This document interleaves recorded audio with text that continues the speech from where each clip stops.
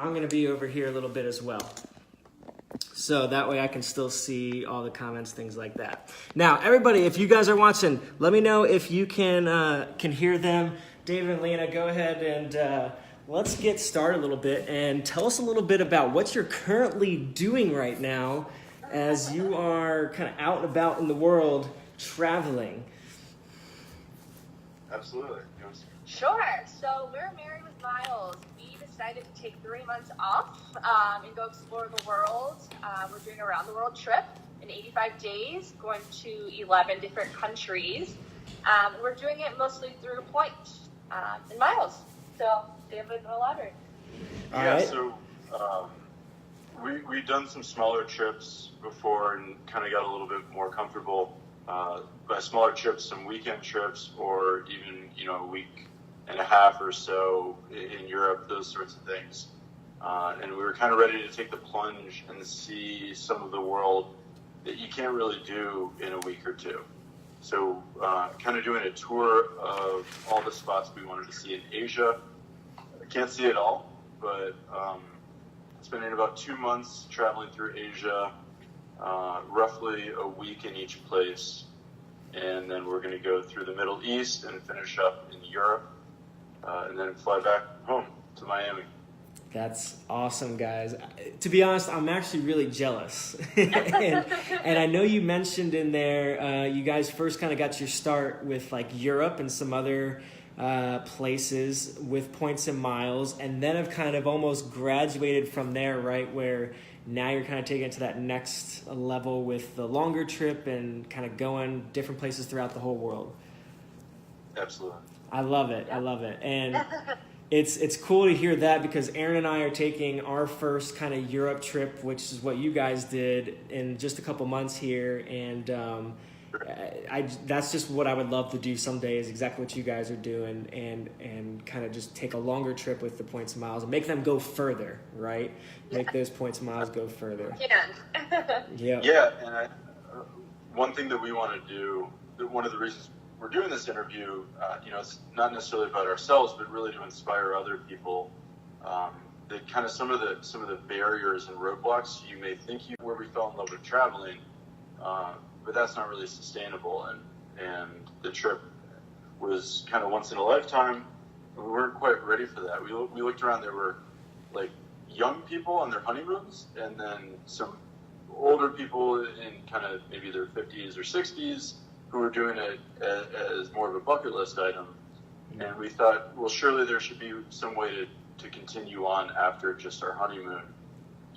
I started researching it, and on our flight back, in the airport at the LAX airport, I was already researching, learning about travel. We wanted to keep doing this year after year after the honeymoon is over. It's not going to be sustainable. Like, just to save money and then spend it on, a lot of money on each trip every single year. Yeah, we had just bought a house too, so we wanted to travel more, but we realized it was time to grow up as well. So travel hacking was kind of our way to do it. Yeah, absolutely. With buying the home and just the way life works, there's always other constraints for your finances. So you absolutely can't. It's kind of mainly you that was kind of excited. Alina, what were your thoughts initially? How did that play out with both of you? Because I know for Aaron and I, we were on two different pages. So yeah, that's kind of how it was.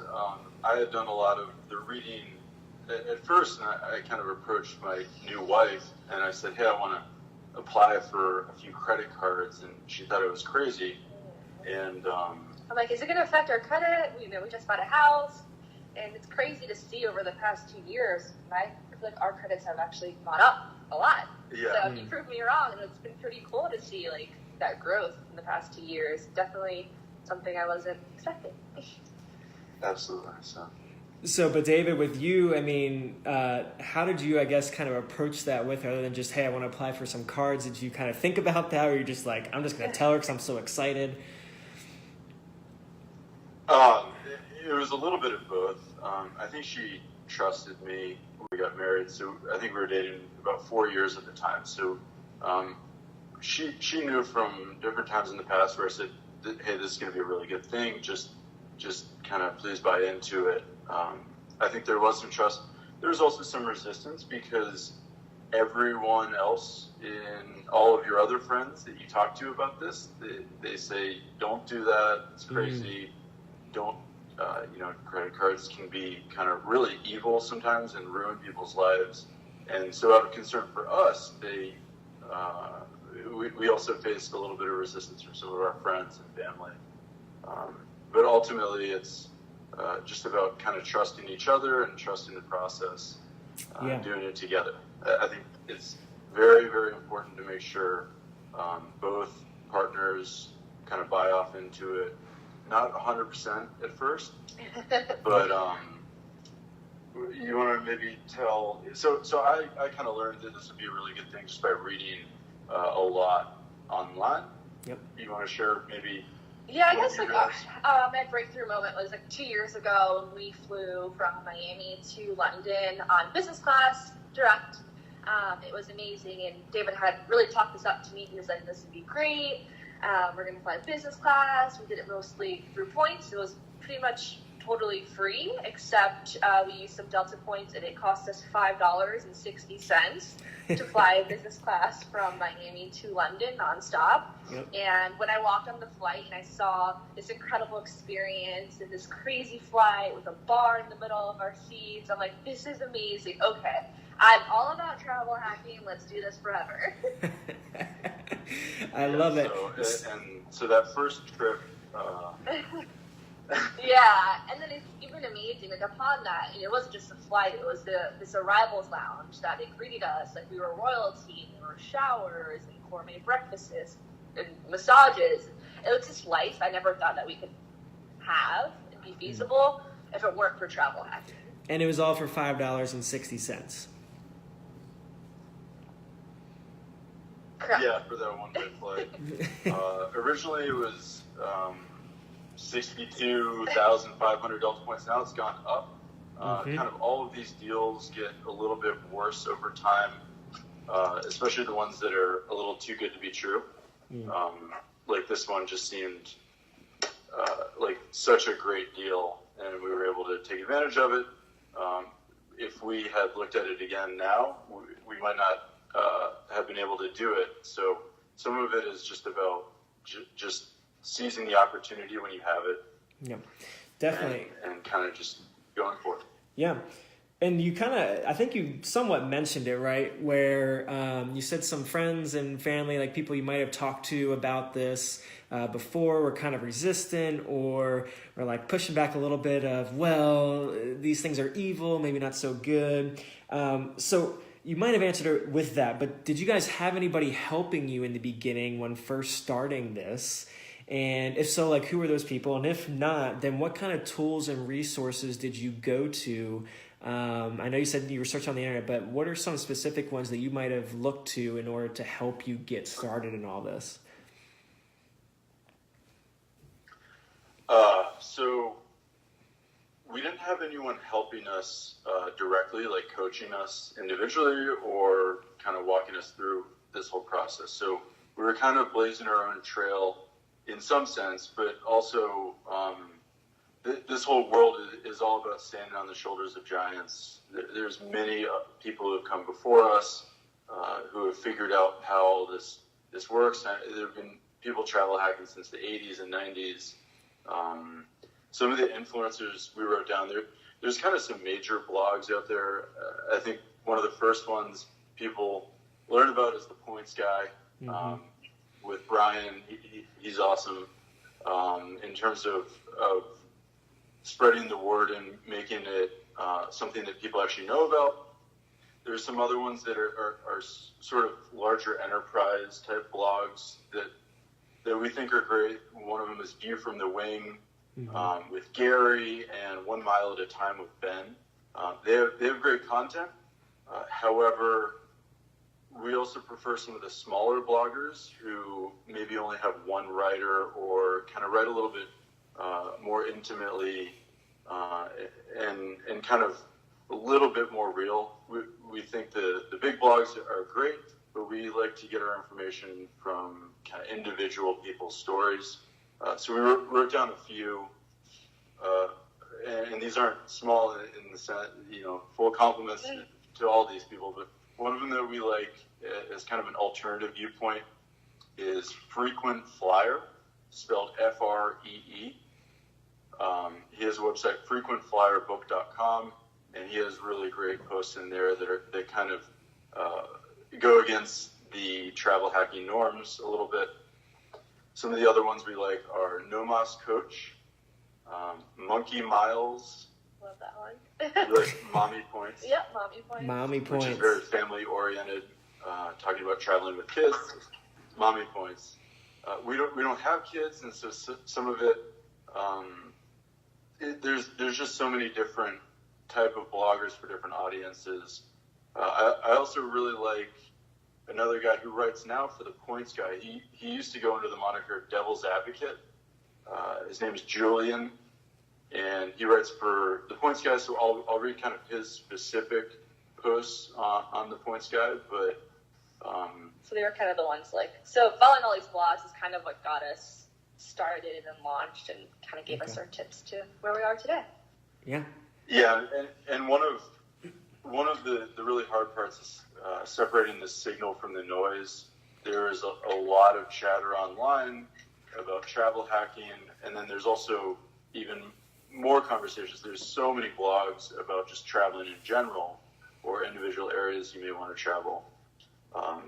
One way that we kind of make sense of all of this is we use what's called an RSS reader, which takes all these different news sources and combines them into one, makes it a little bit more manageable. So instead of going to these websites and refreshing the page and seeing 4 posts you've already seen and one new one at the top, it only shows you things that are unread and kind of saves time, allows you to expand the list of influencers you have, and not spend all day reading. Yeah, and that's the thing. I mean, even the RSS readers, I mean, that's been around for a long time, so that's not even necessarily new to a lot of people, but they, may not necessarily know how to set it up. But if you just Google stuff like that, it's fairly easy to set those things up and even get them, like I think you're saying, which is put a bunch of blogs and influencers into those feeds, and then you get all of them in one place instead of having to go through and search, every single blog every time they post something new. And I think I can resonate with you on that because it was very similar to how I first got started. Just like you, David, I was geeking out and I was reading all these blogs. Points Guy was one of those first ones. But some of it can be, just very general, but also conflicting information because the industry changes so much.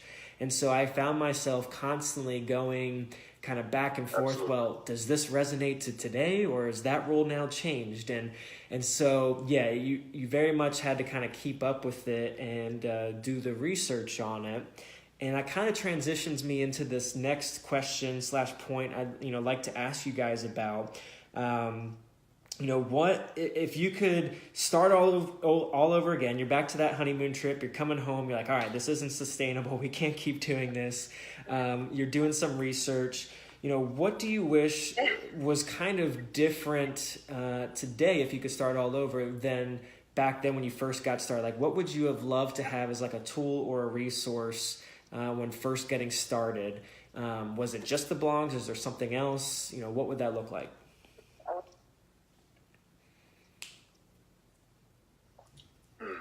If we could do it over again, we kind of built up methods over time. So, as humbly as I can, I'd love to have a conversation with myself now versus back then, and kind of just there's a lot of things that you can spend a lot of time doing where there's much faster ways of doing it.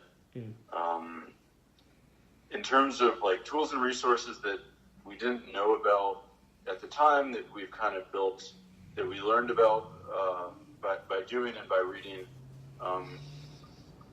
First of all, you really need a password manager. You can't have the same password for everything, and that goes with all information security, and hacking is happening just so much crazier now. But with all these different loyalty programs, you're going to have to create a lot of logins, and the safest thing is to have different keys for each website rather than one key that opens all of the websites.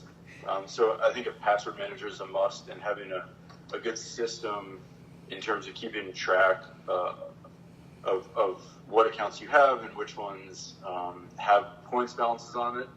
And so the password manager also works hand in hand with a website called Award Wallet that we use. Tyler, have you ever heard of Award Wallet? Yeah, great tool. And we can even link some of these things in here at the end of the video for everybody. But yeah, great one. So you guys use that a lot? Absolutely. Yeah, so that logs into the loyalty programs for you, and it automatically refreshes your points maybe once a week or so. And it's really great. I'll get an email once a week about which balance has changed. It saves a little bit more than just points balances. It tells you your loyalty status, say you're gold or platinum. It also keeps track of things like free nights. And you can also dump any code in there. So throughout this process, we may come across like gift cards or vouchers from getting bumped on a flight or something. And if you lose that one code, you lose that whole value.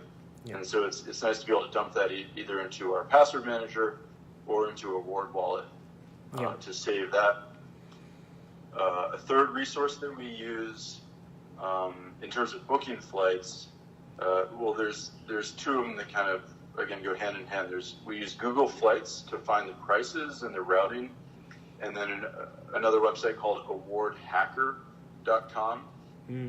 That one's really great. You say where you're going from and where you're going to, and you choose economy, business, first class, non-stop connections, all those different options. And we didn't use those resources to book our first trip, and we probably would have done it a little bit more efficiently had we known about, for example, Award Hacker. I definitely really feel you. So I think anyone that's getting started.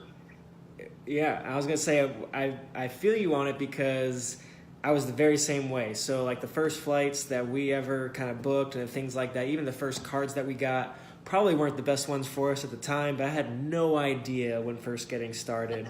And then again, like where exactly do I search for flights when it comes to miles and points? Like what program should I be using and where am I going to get the most value for my points? And mostly when people are first starting out, they don't concern themselves with that too much, which is fine. You know, at least you're just starting.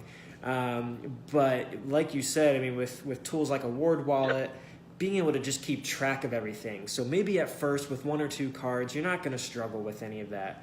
But as you're kind of opening more and you have one for your spouse, one for you, Award Wallet is a great tool just to kind of keep it all in one place, or even an Excel spreadsheet. I mean, if a simple Excel spreadsheet will do it for you, use that, and it will greatly help you. And so I love those tools. I recommend those with you guys. It's something that I use currently as well. And I would agree. If I could go back, just like you, David, those are I would great. use them.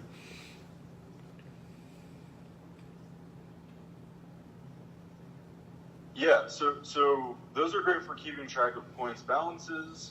We have another one that we use for keeping track of kind of which credit cards we have open. We save a lot of that information in our password manager, but there's another one we wanted to share. So there's one that I use kind of on a daily basis. It's called Wallaby. When David opened up all these cards for us, I was kind of overwhelmed and didn't know what card to use to go grocery shopping or to get gas or to use here and there.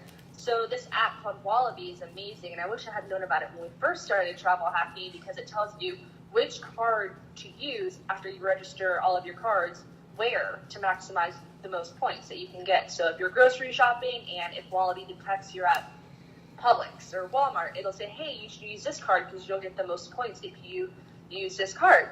So that's definitely also an app that I would recommend for the viewers to use. It's a great resource. They claim that... I've written that one down because I didn't know about that one. Was it tough? Can you hear?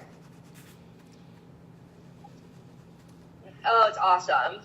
They claim to have, I think they call it card-based. They claim to have the largest database of all the active credit cards anywhere on the internet. And it's a free service as well. Yeah, and it's great if you're starting off too, because like I said, you will be a little overwhelmed and to know what card to use where, and just kind of tells you. It's almost like your little mentor and pocket guide. So it's great. Yeah, and that's one of the big struggles when first starting out, because you have you got, sorry, I think there's like a little bit of a delay, so I'm trying to play in the delay a little bit. But when first starting out, I mean, when you're trying to like think about which cards have which category spend, so I might get 2 points at grocery stores, I might get 3 points when dining, and when, especially as a couple, I mean, for Erin even, like for her, she's like, I have no clue. I mean, you can tell me, but I'm going to forget by the time I walk out the door. And so I think an app like this would be awesome, because then she can, helpful for her. Right? So then she can just look at that and kind of know whenever.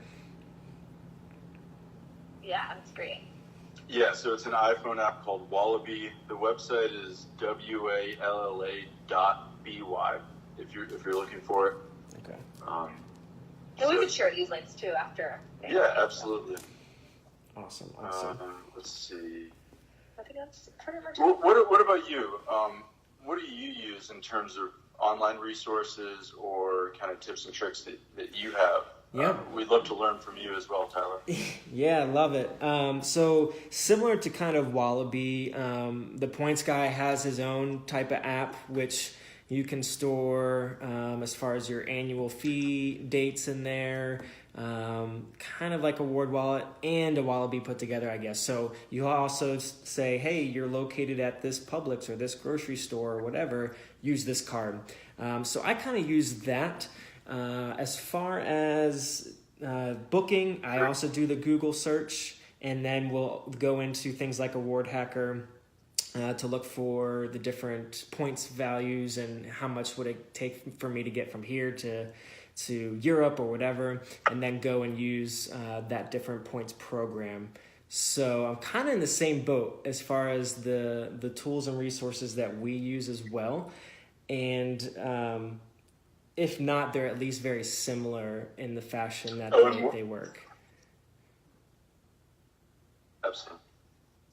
It's funny, you kind of figure out what you need almost by necessity, and you just put the pieces together. So it's interesting to hear you've come up with kind of very analogous solutions for yourself. There's one more that we need to mention that we use every day when we're traveling, and it's called TripIt. It's an itinerary manager. There's many in the marketplace. We like TripIt because it stores everything offline on your phone. So you can be flying into a city and you can look up, what rental car company did I use again? Things like that, without having internet before you land. So that one's great, and it can keep track of flight delays, things like that. That's great. I can't tell you how many times, especially when you're traveling out of the country, that I have the rental agreement or whatever on my phone in my email, and then I'm like trying to load it all while I get there, and it's just like a nightmare. So I can definitely understand a need for something like that, and especially for families. For all of those of you who are listening who have families even, and all this stuff, you're like trying to take care of the kids, you're trying to get them through the airport. I mean, you got your mind just filled with just trying to take care of the kids and their passports and everything. So use something like a TripIt or like these tools to be able to kind of help yourself manage, rather than, paper in a folder in your bag that you're trying to get out at the check-in line. You just have it right there on your phone as you need it. And like you said, even offline. So I love TripIt. That's a great suggestion. I'm glad you threw that in there. Absolutely. Yeah. I think the killer feature of TripIt is confirmation numbers. I realized we had a problem that we needed to fix when we were standing at the hotel check-in, and they said, what's your confirmation number? And I had to, like you're saying, go through my emails and find something from 4 or 5 months ago to actually check into the hotel. And when you're at the hotel, you're ready to get to the room. So... Yep, I feel you. So one other question I have for you guys right now, if you guys were to kind of think about it, do you think it's easier or harder for someone starting out today than it was when you guys first got started with that Europe trip on the Delta flight? And then why or why not do you think it's easier or harder? Well, I think from kind of an objective perspective with the deals, I think more deals are going away than are being added. There's this concept of devaluation that people should have an idea of. Kind of like inflation with currencies, you can wake up one day and it costs more to book the same trip. So I mentioned with that Delta booking that we did for Virgin Atlantic, we woke up and it cost more than 10% more overnight all of a sudden. So you kind of have to have a little bit of a risk tolerance and be ready. Like I was saying earlier, just book the deal when you have it. It doesn't make sense to sit on points balances for years and years. It's not something to hoard. That's something that took us a little bit of time to realize. And also, there's so many opportunities.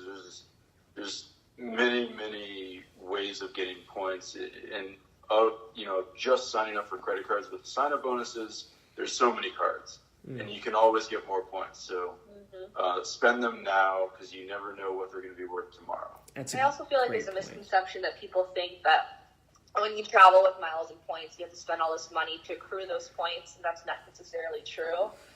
There are so many different benefits that you can get just by signing up for credit cards, and that's one way that we definitely urge you to start. Yeah, to quote one of the bloggers we mentioned earlier, Monkey Miles, he had a post, I think it was about last week, the ABC of travel hacking, always be charging. And he was making a play on Glenn Ross, always be closing. So just thinking every single time you spend any money, can I put it on a credit card? Pay it off. And absolutely, pay off your credit cards in full every month. We don't believe in paying any interest to banks at all, with the exception of our mortgage. That's about the only interest that I'm comfortable ever paying to a bank. And so if you focus on in what scenarios does the bank win, not paying off your credit card in full every month is a surefire way to lose all the value you got from the sign-up bonus. Absolutely. Also being really aware of any fees you might pay, such as foreign transaction fees, annual fees, things like that. When annual fees do come due, you can call them and let them know you're considering canceling and get a retention offer that may make up for the full fee or maybe pay half of it for you. So that's good. That's really good. Yeah, did that answer your question? Yeah, it absolutely answers my question because that's one of the big things that most people think about. First off, when they start accumulating points, they're like, oh my gosh, this is a lot of points. I almost feel like it's dollars in my bank account. And I just want to sit there and let them look pretty in there, and I don't want to touch them because I just like having the points. Yeah. And I wholeheartedly agree. Once you get the points and you see the deal or you know where you're going, you go through and book it. Do not sit on them. Do not wait because, like you said, the points could be devalued tomorrow, and now it's going to cost you more points to get where you were already going to go. And that's the key point there, and I think that's perfect. And then again, like you said, where the banks win, they win on the fees, they win on the interest, and we also teach in this group that 100% you pay it off. You use your credit card like a debit card. That is the key phrase that I always throw in there. So, yeah, that's a good one. Yeah, and a tip for anyone who may not be comfortable with a 30-day balance and this big bill that can sometimes be hundreds or $1,000 or something all at once. You can pay credit cards off on a weekly basis if that makes you feel more comfortable. Maybe every Sunday you just basically transfer money from your checking account to paying off the credit card balance. And a lot of credit cards, there's really not any drawback to that. There's a few of them. One that we have is called the Better Balance Rewards. It's not really available anymore, but you want to wait until you get a statement balance and then pay it off because they reward you for paying it off. But pretty much across the board, if you're nervous about credit cards, like you're saying, treat it like a debit card. It's also very, very risky to use debit cards anywhere, even in your hometown. You can go on YouTube and watch videos of waiters and waitresses just taking a quick picture of your number, selling it to someone else, and then that other person steals your identity. That becomes that much more important when you're talking about foreign countries where you really can't afford to get hacked. Say you get shut out of your bank and you're in a different country and you can't withdraw any more money at the ATM or you can't swipe your cards. That's a little bit of fear that we've kind of always had that we try to mitigate through different things. Like we have accounts with different banks, so if one of them detects fraud, for example, we can always jump over to another bank's credit card. Yep, that's great.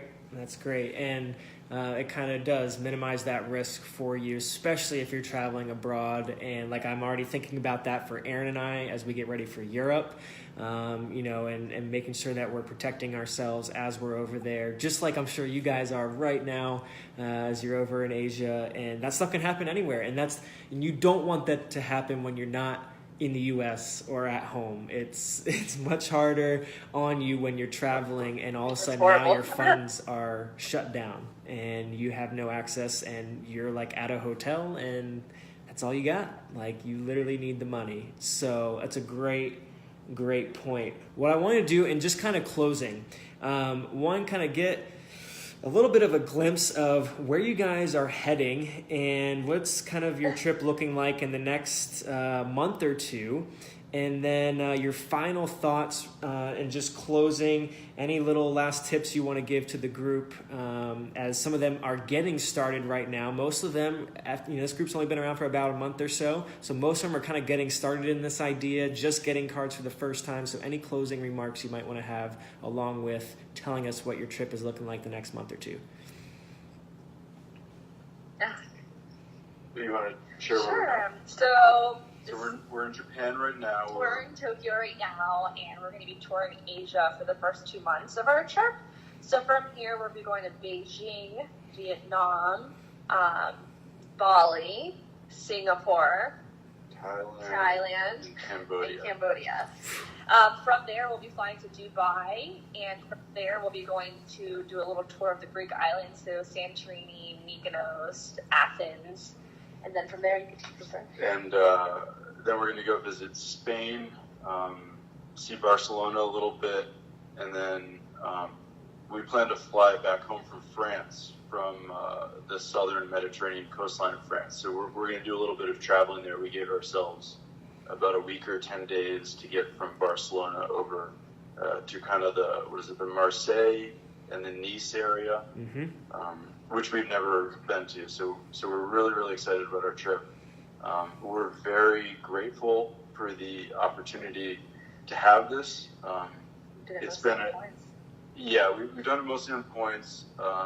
Very, very grateful. Every flight over an hour and a half is in business class or higher.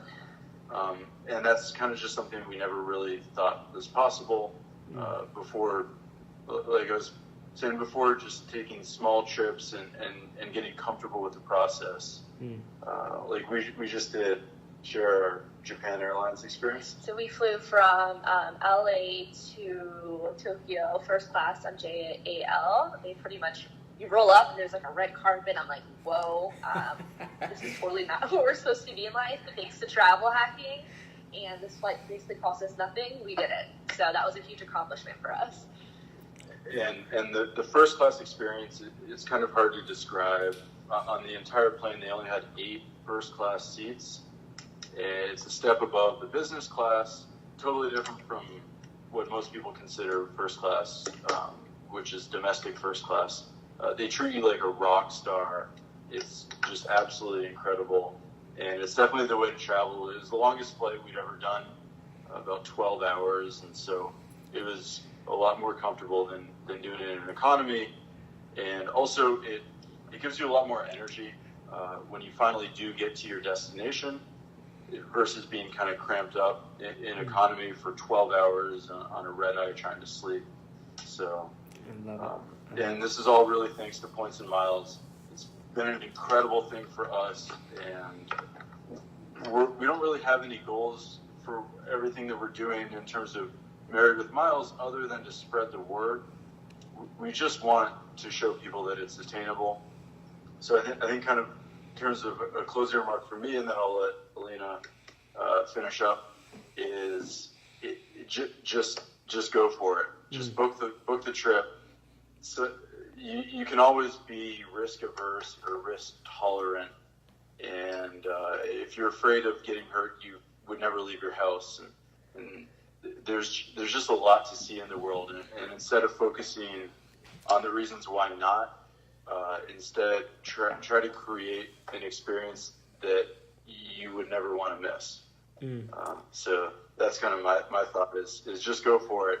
And also, if anyone does want to reach out to us individually, we're always available and we'd be happy to help. And I'm sure, Tyler, you're helping everyone as well. So yeah, great. For me, I'm pretty simple. I mean, life is short. Life is short, so definitely if you have the points, use them. They may not be there tomorrow, and just enjoy your life. And breaking down all the barriers except for time. You're always going to have to balance your time, but it would be incredible if you could travel in comfort for little money on the trips you want to take. And then all you have to do is figure out the time to do it. Yep. Yeah. It's great words of wisdom, guys, and I am so grateful to have you on here, and I apologize to you, and I apologize to those watching and in the group who are going to watch this for just all the technical difficulties tonight. It's not something I wanted to have, but... Yeah, I'm so sorry about that. It's all right. We got it figured out in any regard, and if for all those of you who are watching, go check out their website, Married with Miles. They launched it, I believe, kind of right around this trip. So they're going to be sharing some more cool stuff along the way as they go, and all the cool places they're traveling to, sharing their experiences. And so go check out Married with Miles, and they are here in the group. And so if you guys have questions for them, you can feel free to ask in the group or message them or find them directly. But thank you both to David and Alina Baker for coming on. I was so excited to talk with you guys and hear your story.